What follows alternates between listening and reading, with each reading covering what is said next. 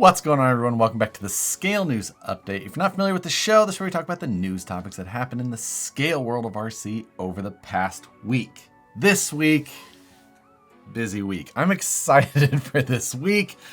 If you enjoy the Scale News Update regularly, hit the like button and let's jump into all this week's topics. First for this week, Traxxas released this new Pro Scale Funco sand cart, which looks amazing. Large scale, it is two-wheel drive like you would expect out of a, titled sand car. But the scale details that they put into this look outstanding. Just the overall package of this is kind of making that scale and basher world come together, and I love every bit of it. It does share a few components from other Traxxas cars, but largely this is a new platform.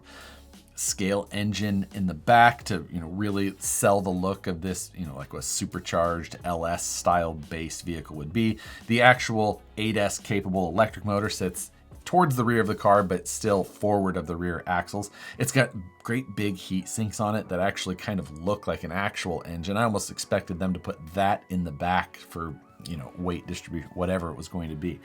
Now, being that it is rear wheel drive, it's big and fast with a ton of power. Stopping power with just the rear wheels, like if you can imagine a full-size car only using your rear brakes, could be a little sketchy. So they put functional disc brakes up front to help it handle more reasonably. They just did some really cool things with this car. The price reflects the size and scale and details and power of this at about $1,300, but if you love sand cars, you love big, fast, powerful RCs, I think that price point might not be as scary once you start comparing it to maybe some of your other favorite RCs. Either way, I know it is a big pill to swallow, especially all at once at first, but there's just some really cool details about this. The LED whips on it, also very cool. You could sit and stare at the website of this for quite some, I've never been to the sand dunes personally, other than like Johnson Valley area, but like Pismo or Glamis, things like that. Not places I've been. However, I still super appreciate sand cars, and I think this thing looks amazing. Something that I may eventually acquire. We'll see. But if I had the choice between this and an X-Max, I'm choosing this. So cool. I loved their release on that. Next, a new oldie but a goodie from HPI. The re-release of the WR8 platform, but this time with a new body on it. Now, we've seen them retouch on the WR8 over the last year or two, probably, with like an updated Subaru body. But this time, we're getting a new Escort body on it. And again, I think this thing looks great. Now, this is being released as the Flux, but also a Nitro version is also going to be or is available alongside this release. The WR8 platform has been out for a really long time, over a decade, but large scale rally, if you've never driven a WR8, they were a lot of fun then and still now. They stand up to it. Rally cars, especially when they get to this size, a little bit larger, there can be a fun basher, where the 10 scale ones, not necessarily as much fun as a straight basher, in my opinion. But once they get a little bit larger, the tires, the clearance, what they can handle also increases. And this is kind of one of those like sweet spots for me, for what I really like in an on-road-ish focused bashable car. This was a cool one. And, I'm glad to see HPI choosing a new body for it, pushing that platform out. Of course, there's updates from electronics and things like that. They're still kind of in that same vein that they were before, but overall, it just looks good. Glad to see it, and I like Escorts, meaning the motor vehicles specifically. Castle Creations just launched 2 new ESCs. These are focused for like the speed run type vehicles or high power, larger RCs and electric RCs in general. This is kind of a replacement or an upgrade, whatever you want to call it, for the XLX2, which was a popular choice for people in the speed run category. This is the Cobra 5 and the Cobra 5 Ace. These are using the 32-bit processing, which I think we saw previously in like the regular Mamba something along those lines. ESCs that were released maybe last year or the year before. But these are a similar footprint to the XLX2, 3 to 8S power handling, great big crazy power wires on it. The Cobra 5 Ace is only available through ghost-rc.com. Now, it also has the Perfect Pass branding lasered on it on the 5 Ace version, which I believe I've seen on Raz Schifrin's channel. He's big into speed running. I believe he's overseas somewhere.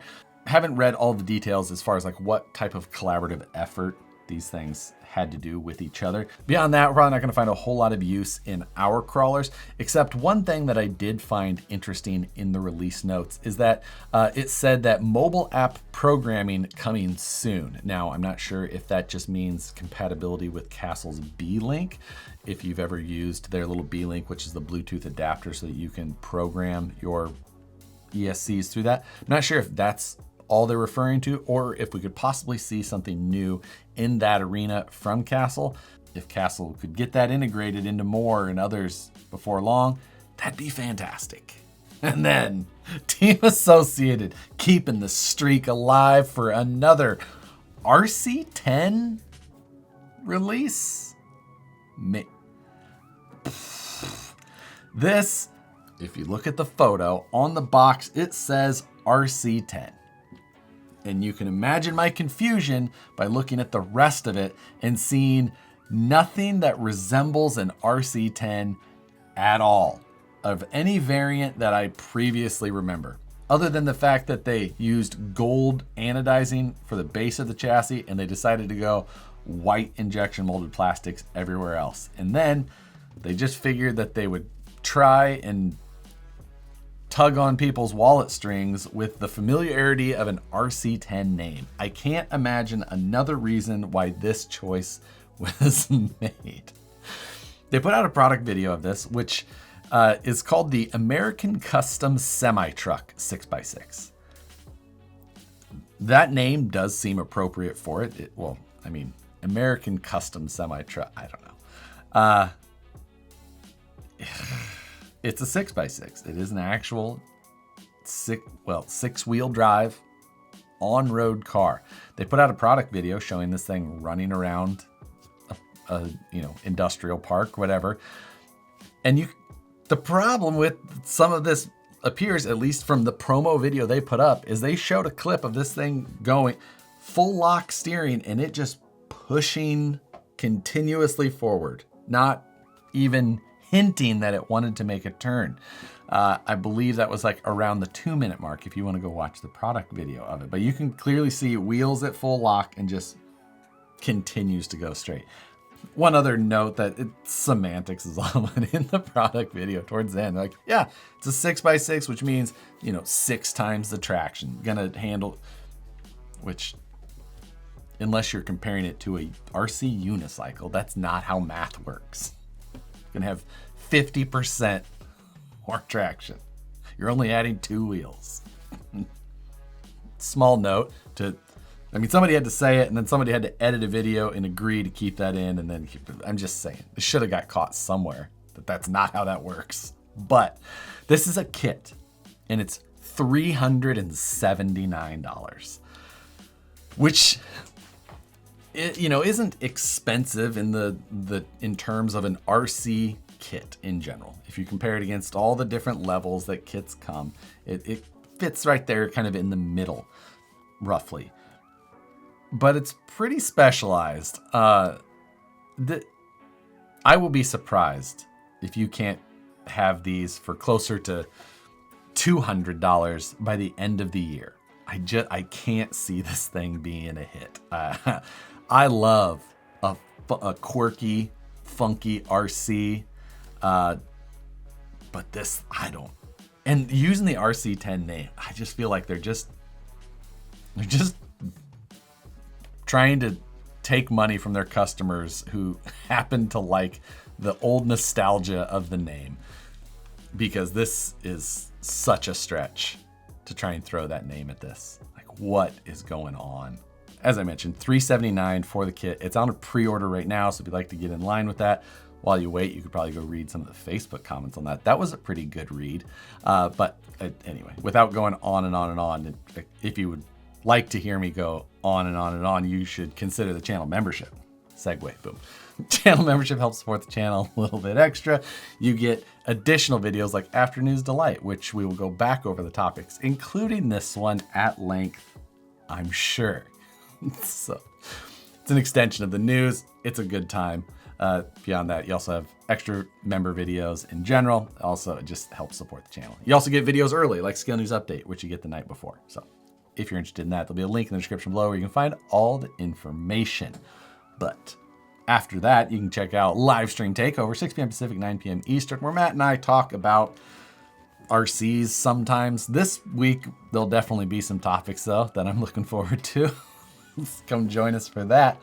And if you work for an RC company and like to see any of your products on the Scale News Update, you can shoot me an email to news@harleydesigns.com. Include a photo, a link to your website where it can be found or where it will be found, and a description of what it is. Love to take a look at that, see if we can get it here on the Scale News Update. The Axial Gilamon has recently started shipping. A lot of people have those in their hands now. And if you would like some upgrade parts, a bunch have started to roll in and be in stock at distributors and dealers all over. First one that I've seen is these Overdrive gear sets. You can get both the standard gear set or the Overdrive gear set machined like this. The Gilamon comes with a significant amount of Overdrive out of the box, but you'd like to increase that, this would be an easy option for you. They also released the steering axle. So if you'd like to make your 2-wheel steer Gilamon into a 4-wheel steer Gilamon, you can pick up this assembled steering axle. Of course, you'll still have to pick up servo. And if you want to get the Axial selective design with the, the cutting brake thing, you'll need to swap it out of your stock rear axle and put it into the new front axle, if that is your intention to keep that system. So one thing to note, make sure you don't just try and sell your stock rear axle off without, without taking those parts first. If you want them, whatever I was trying to say, I don't know either. They also released their brass portal front parts. You can get the base of the knuckle and the outside of the knuckle with additional weights. Now those are two separate parts, the knuckle base itself and the outer cover with add-on weight. You can pick those two items up separately, but nice to see that those are in stock. Definitely gonna help that truck settle down a little bit more after you do whatever else you're going to do. Axial wasn't the only one to release some upgrade parts though. I also noticed DSM's got some new detail parts on their website, specifically the rear of the chassis left some options available. And DSM released a fuel cell and radiator set. They also have a number of other parts if you want to check out their full line of options for that truck. This week, Proline had a bunch of new releases. First one I noticed was this set of universal rock sliders for 10th scale vehicles.